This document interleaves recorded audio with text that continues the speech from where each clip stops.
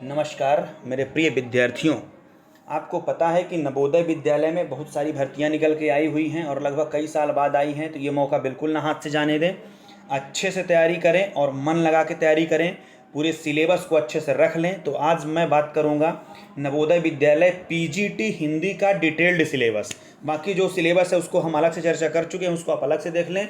ये हम स्पेशली हिंदी वालों के लिए जो पीजीटी में डालना चाहते हैं उनके लिए पूरा डिटेल्ड एक एक पॉइंट पे चर्चा करेंगे।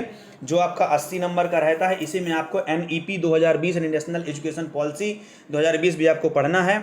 तो चलिए हम सबसे पहले आपको चर्चा करते हैं इसकी। पहले आपको हिंदी एवं साहित्य में पढ़ना है। आपको हिंदी साहित्य के इतिहास का विस्तृत अध्ययन, इसको आपको पढ़ना है आदिकाल से रीतिकाल तक। इसमें हम आगे देख लेंगे, जितना सिलेबस में दिया है मात्र आपको उतना कवर करना है और लगभग यदि हो सके तो 11-12 का सिलेबस इसी के आधार पर आपको अच्छे से कवर करना है, क्योंकि 11 और 12 का आपसे ज़रूर अच्छे से आना चाहिए। इसके अंतर्गत कालगत परिस्थितियाँ एवं साहित्य पर उसका प्रभाव, प्रत्येक युग के साहित्य की प्रमुख प्रवृत्तियाँ, प्रमुख रचनाकार एवं उनकी रचनाएं, साहित्यिक विशेषताएं, भाषा शैली आपको कवर कर लेना है। आदिकाल में जितने यहाँ पे कवियों के नाम दिए हुए हैं आपको उसी को पढ़ना अच्छे से। चंद्रवरदाई, अमीर खुसरो और विद्यापति, आदिकाल में आप इन तीनों को अच्छे से पढ़ लें। फिर आता है भक्ति काल। भक्ति काल में आपको निर्गुण भक्ति धारा और सगुण भक्ति धारा को दोनों पढ़ना है। निर्गुण में आपको पढ़ना है ज्ञान मार्गी शाखा, प्रेम मार्गी शाखा। इनमें आपको कबीर, दादू, रैदास, नानक, जायसी और कुतुबन, इनके बारे में पढ़ लेना है। फिर है सगुण भक्ति धारा। सगुण भक्ति धारा में आपको राम भक्ति शाखा, औष्ण भक्ति शाखा, ये कृष्ण भक्ति शाखा यहाँ पे मिस प्रिंटिंग हुई है, तुलसीदास, केशव, सूरदास, मीराबाई और अष्टछाप के कवि, ये आपको सगुण भक्ति धारा से कवर कर लेना है।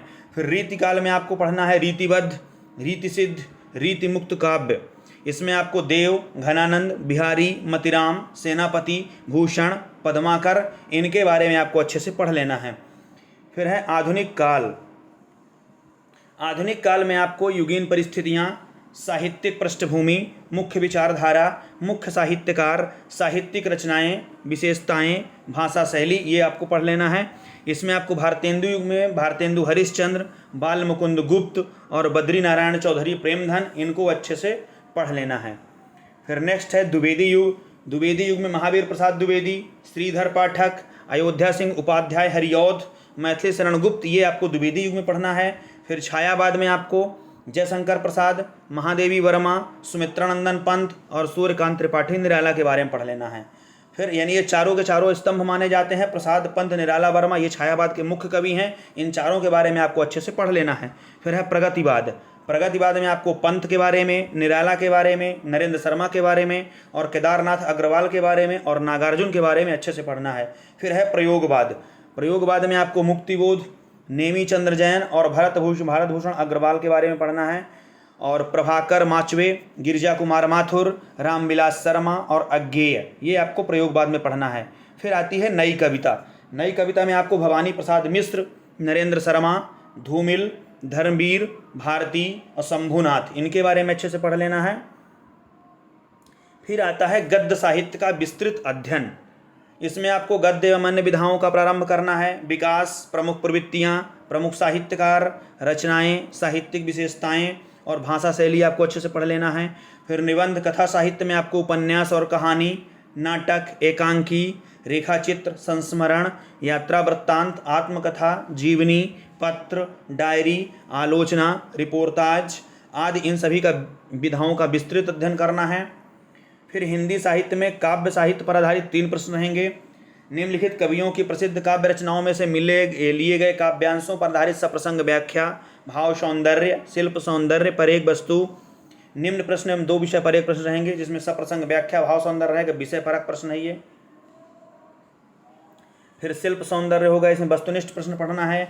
इसमें आपको अमीर खुसरो, विद्यापति, सूरदास, तुलसीदास, कबीरदास, जायसी, मीराबाई, रसखान, घनानंद, बिहारी लाल, भारतेंदु, मैथिली शरण गुप्त, दिनकर, जयशंकर प्रसाद, महादेवी वर्मा, निराला, पंत, हरिवंश राय बच्चन, मुक्तिबोध, रघुवीर सहाय, केदारनाथ सिंह, भवानी प्रसाद मिश्र, अज्ञेय इत्यादि, ये इनको पढ़ना है। यमे तक के पाठ्यक्रम में पढ़ी उपरोक्त कवियों की प्रसिद्ध कविताएं आपको पढ़ना है।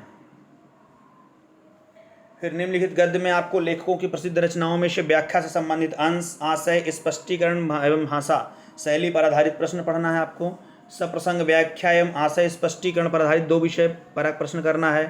भाषा शैली पर आधारित रहेंगे। भारतेंदु, रामचंद्र शुक्ल, प्रेमचंद्र, जैनेन्द्र कुमार, हजारी प्रसाद द्विवेदी, धर्मवीर भारती, रामविलास शर्मा, निर्मल वर्मा, फणीश्वर नाथ रेणु, कृष्णा सोबती, भीष्म शाहिनी, शेखर जोशी, विष्णु खरे, ममता कालिया। फिर कवियों और लेखकों के व्यक्तित्व और औचित्य पर आधारित एक प्रश्न करना है, जिसके 5 भाग होंगे। यही प्रश्न हिंदी साहित्य के प्रसिद्ध कवियों और लेखकों के जीवन परिचय, साहित्यिक रचनाएं एवं भाषा शैली पर आधारित होंगे। फिर है खंडवा, इसमें आपको व्याकरण एवं रचना पढ़ना है। इसमें आपको शब्द विचार, शब्द भंडार, इसमें आपके शब्द भेद रहेंगे, जिसमें अर्थ, रचना, स्रोत तथा प्रयोग की दृष्टि से शब्द भंडार में आपको पर्यायवाची पढ़ना है, विपरीत अर्थक पढ़ना है, एकार्थी पढ़ना है, अनेकार्थी पढ़ना है और शब्द युग्म पढ़ना है। फिर शब्द निर्माण में आपको उपसर्ग, प्रत्यय और समास पढ़ना है। फिर पद विचार में आपको पद विचार, पद संबंध और पद परिचय, इसमें संज्ञा, सर्वनाम, विशेषण, क्रिया विशेषण, पदबंध, भेद, प्रयोग, पद परिचय, ये सब पढ़ना है। फिर वाक्य विचार में वाक्य रचना, वाक्य भेद, अर्थ एवं रचना की दृष्टि से वाक्य परिवर्तन, वाक्य संश्लेषण, वाक्य विश्लेषण, संधि, स्वर संधि, व्यंजन संधि और विसर्ग संधि आपको पढ़ लेना है। फिर अपठित बोध में काव्यांश पर आधारित प्रश्न, भाव सौंदर्य, शिल्प सौंदर्य, गद्यांश, जिसमें साहित्यिक या वर्णनात्मक आपको पढ़ना है।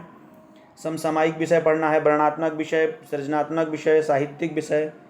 फिर काव्य शास्त्र का आपको अध्ययन करना है, जिसमें साहित्य का अर्थ, स्वरूप, उद्देश्य, साहित्य की विविध भाषाएं, रस मीमांसा, सभी रसों का ज्ञान, काव्य की आत्मा के रूप में रस मीमांसा, शब्द शक्ति, जिसमें आपको अभिधा, लक्षणा, व्यंजना पढ़ना है, काव्य गुण पढ़ना है, प्रसाद, माधुर्य, ओज, काव्य दोष में आपको विस्तृत जानकारी लेना है, छंद ज्ञान लेना है, वर्णिक और मात्रिक छंद, अलंकार में शब्दालंकार, अर्थालंकार, उभया एवं जितने नए अलंकार हैं वो पूरा सिलेबस अच्छे से कवर कर लें। फिर लेखन, एक खंड ग में है लेखन कौशल एवं पत्रकारिता, इसमें आपको प्रिंट माध्यम, रिपोर्ट, आलेख, फीचर लेखन, साक्षात्कार, रेडियो एवं दूरदर्शन के लिए लेखन, विज्ञापन लेखन, उद्घोषणा, स्वागत भाषण, संगोष्ठी संचालन, ये सब आपको देखना है अच्छे से।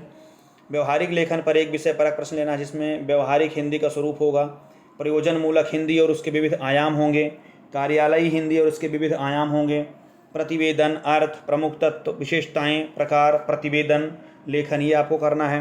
कार्यसूची, कार्यसूची तैयार करने का नमूना है। कार्यवक्षता में स्वरूप और निर्माण करना है। फिर ये सृजनात्मक लेखन और मौलिक व्यक्ति पर एक विषय परक प्रश्न आएगा, जिसमें आपको कविता, कहानी, लघु कथा, डायरी से एक प्रश्न रहेगा, इसको अच्छे से कर लेंगे। फिर चौथे नंबर में है विभिन्न दक्षताओं के विकास हेतु विषय परक प्रश्न, इसको अच्छे से पढ़ लेंगे। इस प्रकार पूरा सिलेबस अच्छे से कवर कर लें और अच्छे से तैयारी करें। हम सभी विषय के डिटेल्ड सिलेबस आपको प्रोवाइड करा रहे हैं, तो अच्छे से तैयारी करें और नई नई अपडेट पाने के लिए चैनल को सब्सक्राइब कर लें। बहुत बहुत धन्यवाद।